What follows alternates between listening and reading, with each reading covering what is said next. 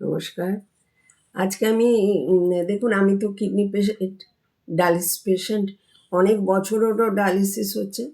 তো ডায়ালিসিস যাদের হয় তাদের কিছু এক্সারসাইজ করলে ভালো।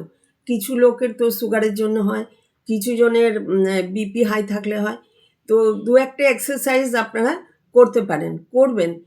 শুয়ে পা দুটো, আগের দিনও দেখেছি ভীষণ পা ব্যথা হয়, পা দুটো স্ট্রেচ করে ক্লকওয়াইজ আবার অ্যান্টি ক্লকওয়াইজ ঘুরাবেন। বসে করবেন, শুয়ে করবেন, পায়ের এক্সারসাইজ করবেন, দেখবেন ভালো লাগবে। তারপরে নাকে যে একটা রাইট সাইডের নাকটাকে চিপে ধরে লেফটটা দিয়ে নিঃশ্বাস নেবেন, আবার ছাড়বেন সমানে 10 মিনিট যদি করতে পারেন ভালো।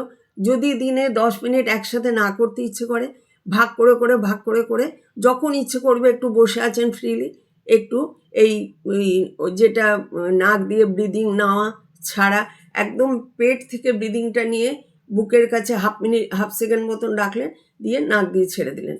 তাতে কি হবে, আপনার শরীরটা বেশ ফ্রেশ লাগবে। বা যদি অনুলোম বিলোম করতে পারেন তাও ভালো।